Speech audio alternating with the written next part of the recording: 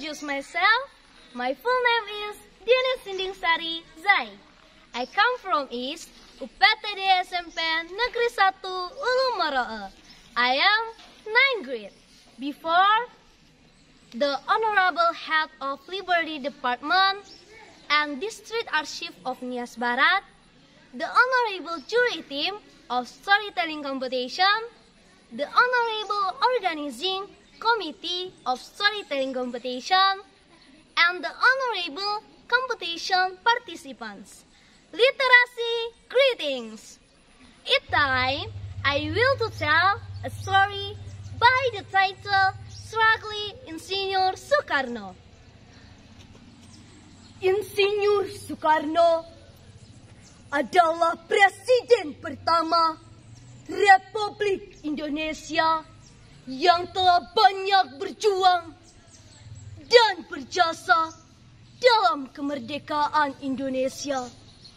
Oleh sebab itu, Insinyur dijuluki sebagai Bapak Proklamator Kemerdekaan Indonesia. Pada tahun 1926,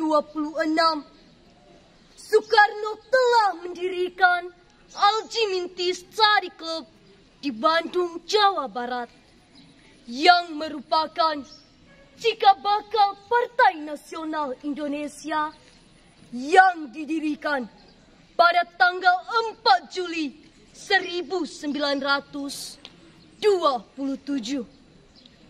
Berdirinya PNI bertujuan untuk menuntut ketercapaian kemerdekaan Indonesia dari penjajahan Jepang. Karena begitu tinggi rasa nasionalisme yang dijunjung oleh Insinyur Soekarno, ia sempat ditangkap oleh pemerintahan Belanda pada tanggal 29 Desember 1929. Ia terpaksa harus dipenjara di penjara Sukamiskin Bandung selama 4 tahun lamanya. Setelah terbebas pada tahun 1934, penderitaannya tidak hanya berakhir di situ saja, di mana ia dipindahkan ke kota Ende, Pulau Flores, sebelum akhirnya dipindahkan ke Bengkulu pada tahun 1938. Pada tahun 1942, Soekarno bersama Muhammad Hatta, Ki Hajar Dewantara, K.H. Mas Mansur membentuk 4 serangkai. 4 serangkai adalah kelompok nasionalisme yang menjunjung kemerdekaan Indonesia dari penjajahan Belanda. 4 serangkai pada waktu itu memutuskan untuk bekerja sama dengan pemerintahan Belanda dan Jepang pada waktu itu. Namun sayangnya, Jepang justru memanfaatkan keadaan ini untuk merebut dan merampas habis kekayaan Indonesia pada waktu itu dan menjadikan rakyat pribumi sebagai kerja paksa Romusha. Bentuk perjuangan Insinyur Soekarno juga tentang menggagaskan dasar negara Indonesia yang sampai saat ini dikenal sebagai Pancasila. Pada tanggal 29 April 1945, Jepang membentuk BPU PKI, Badan Penyelidik Usaha Persiapan Kemerdekaan.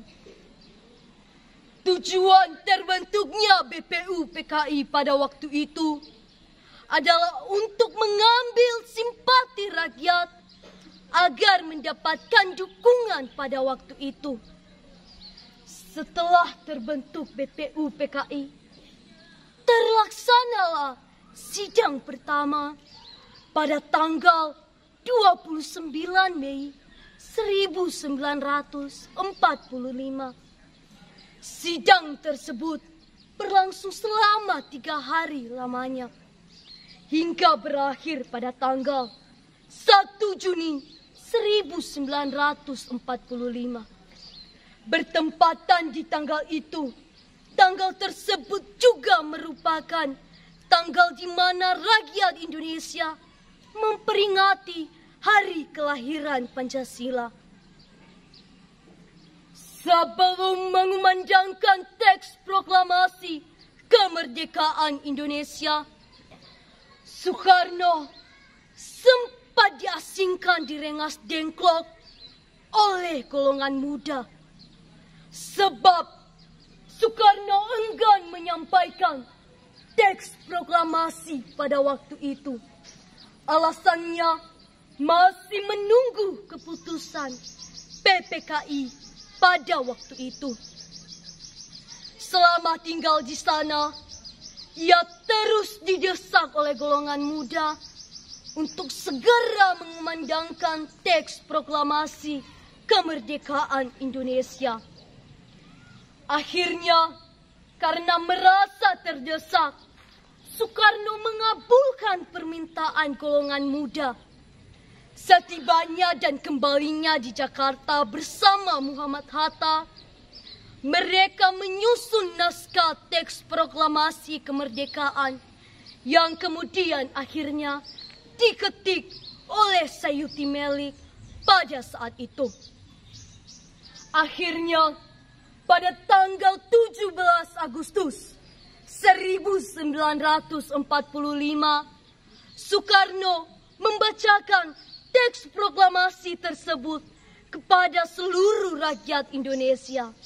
Bertempatan di tanggal itu, tanggal tersebut juga merupakan tanggal setiap rakyat Indonesia memperingati kemerdekaan Indonesia.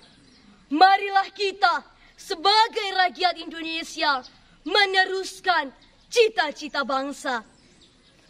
NKRI harga mati, NKRI harga mati. Thanks for the times and thank you, Itation. Goodbye, see you again.